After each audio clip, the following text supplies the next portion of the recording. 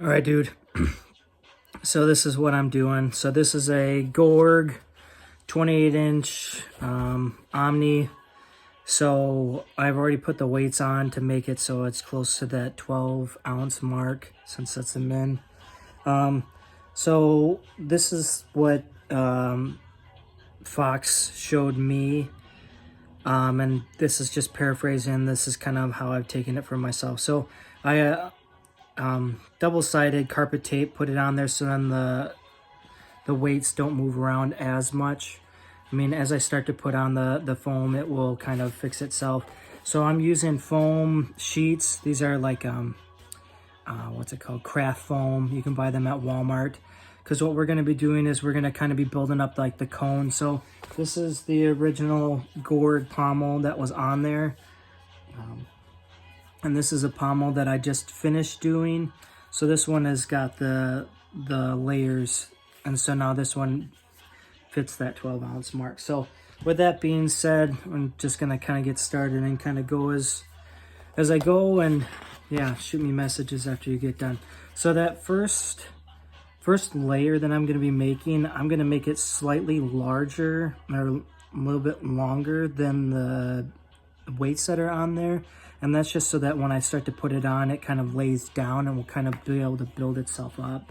So I'm not going to measure anything. I'm going to more or less just kind of cut it to what I feel is pretty close. And when it comes to how to put the foam on, I want the ends to more or less meet back up. So I don't want to overlap it too much, because it will start making it rather bulky. And the bulkier it gets, the harder it is to kind of get it to lay flat. So I'm only going to wrap it enough to get it so that if you see there's that little crease right there, I'm going to cut my foam so then it fits that crease.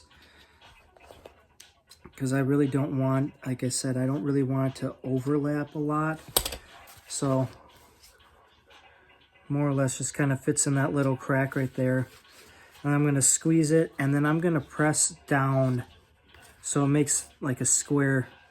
So I'm going to push it down, and that's why I have that double sided carpet foam, because now as I build up, I'll be able to build it higher and higher without having to deal with, you know, the layers kind of falling apart. So with that being said, so then the next layer, I'm going to do just the base, just the bare minimum, just to build up this spot. So I'm not going to make it so long. I'm only going to make the same size as the weights that I have on here. And that's just because I don't need it to more or less get wonky in that sense. So I'm just going to cut it down to the size that I need. And it doesn't have to be exact. It's going to end up getting covered by cloth, athletic tape anyway, so I don't see a point in trying to make it look super pretty. All right, so I have the edge of where the other one ended, and I'm gonna butt it up right up to that, so now it almost lays flat. And I'm gonna try and keep my piece of foam as flat to that end as possible, because then when I put the cap on, my cap will look better. And then I always put it so it ends just a little bit past that point.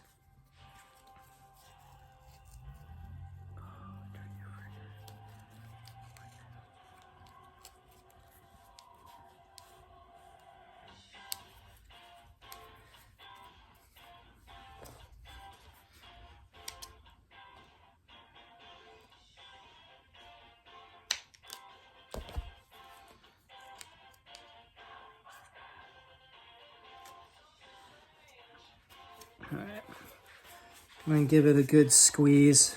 I give it a good squeeze just so then it continues to more or less keep it down. All right, so now we're building it up. We're finally getting that decent looking base part. So you'll have quite a bit of waste. I try to keep reusing the same piece over and over again, because now we're gonna go a little bit larger.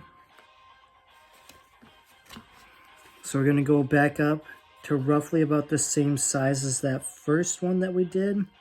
I'm going to give it just a little bit longer so then I can get more of a lip of sorts, if you want to call it a lip. I don't know what you really want to call it. All right. Oh man, that was a bad cut.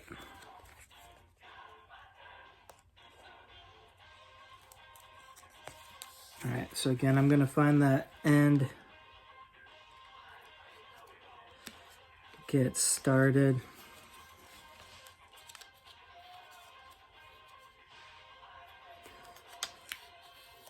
So we're literally gonna be doing this all the way around until we get it to that, like that 2-inch mark, because that's the size of the pommel it needs to be. So.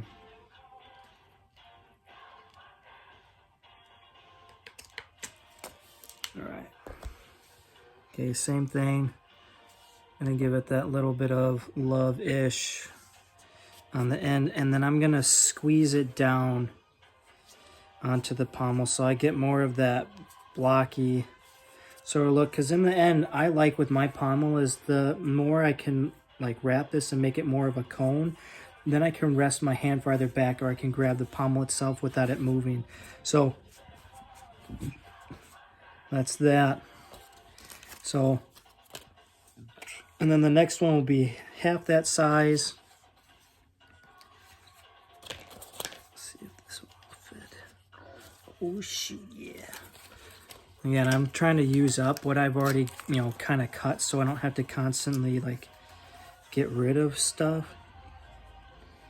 But I only want to cut off just a little bit so then I can get a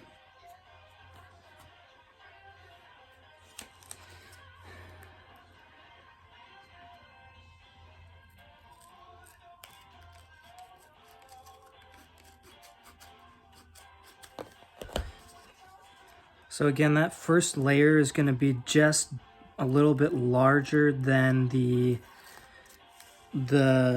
weights themselves.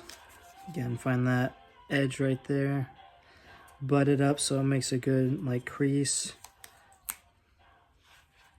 and then give it the good old wrap. And then so it's kind of like one large, one small, one large, one small. And that's literally how you're going to do it the whole entire pommel until you get to that 2-inch mark. And that's, again, it's just to get the base of the pommel to fit and kind of be that size. Because now what I'm going to be doing is I'm going to go for a smaller size. And that's going to more or less build up the base.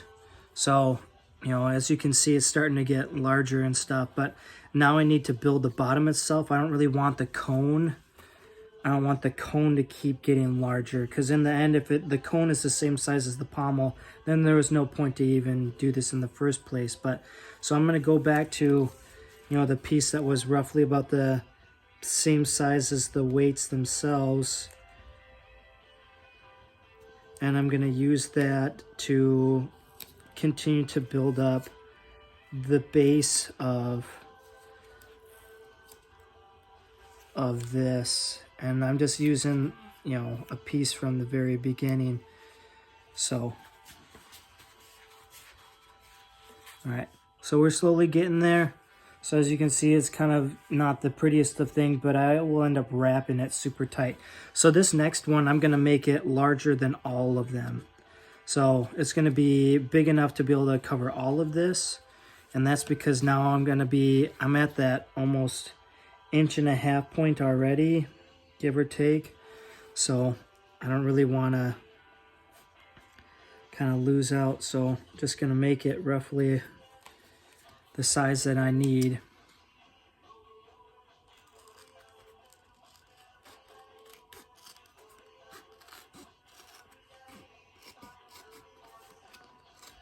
And if you want it to be like pristine and look decent and stuff, then I would highly recommend not freestyling it, because I've been freestyling the last couple pommels I've been doing just because I don't mind.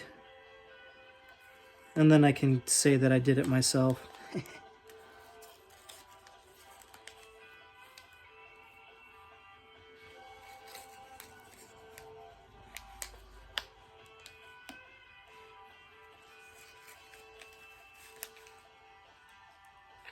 So on this one, because I'm getting a lot larger, I'm going to end up barely passing that where my foam starts to kind of meet back up, and that's because I don't really want an excessive overlap anymore.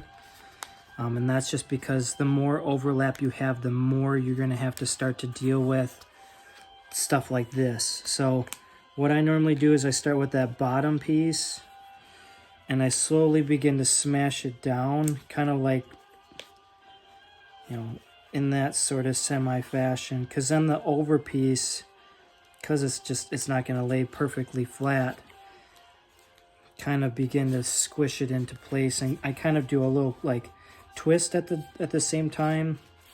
So Fox doesn't do it like that. He more or less kind of cuts it to size, but I like it that way because then again, when I grab onto it later, is my hand literally falls into that spot. So that's how that looks. And then I will go down a size. So now I'm kind of at that size where we're pretty big. So I'll go half that size again. And that's just, again, we're trying to create that cone.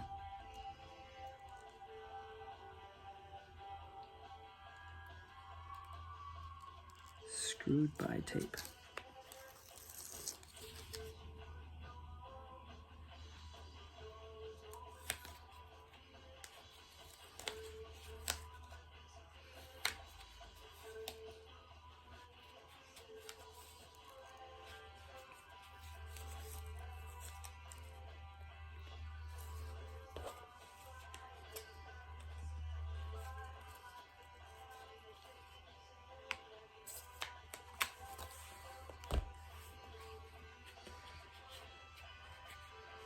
And again, I'm just going to kind of cone it down. So I'm pretty close.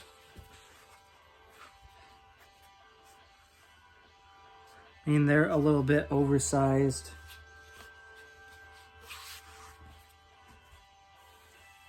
But, so that's kind of the basics of it.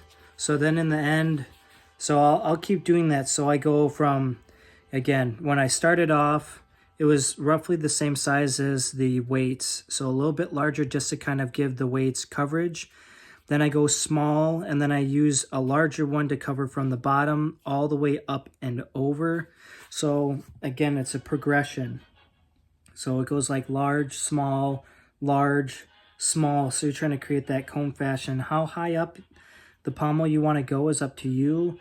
I like mine lower because then once I put the base on, which I do use just like matte foam. So I'll use this, and that's got enough about a quarter of an inch. That literally gives me, you know, a pretty decent pommel. So in the end, it will literally still be the same size as what Gorg's is, maybe a little bit shorter. So again, this is the one that I just kind of redid not that long ago. So, and that's personally to me, because now my hand fits into that spot. And then I literally use it in that sense. So yeah, I'll put on a few more just to kind of make it to my fit the way I want it to. But that's literally it, dude, is you just keep layering it. So you go large to start off just to cover the weights or whatever weights that you're using. I'm using, these are 1/4 ounce weights. So the bat already weighs about 10 ounces. Now that I put on the enough for like a couple ounces, they're about 1.5 ounces. When I put the pommel all together, it'll literally take it to that 12 ounce and then pass it to like 12 1/4, 12 1/8. At that point, it's already passed, and then I just need to make this 2 inches. So keep going till you get to that 2-inch mark, and then that's pretty much it. So then once I'm done with that, I will go and use more double-sided tape. You can't glue it on. I have found that because it's just the pommel, double-sided tape, and then cut my pommel donut or whatever to size, and then I will literally take, you know, that cloth tape, wrap it up, and then that's pretty much it. Yeah, man, if you got any questions, just let me know.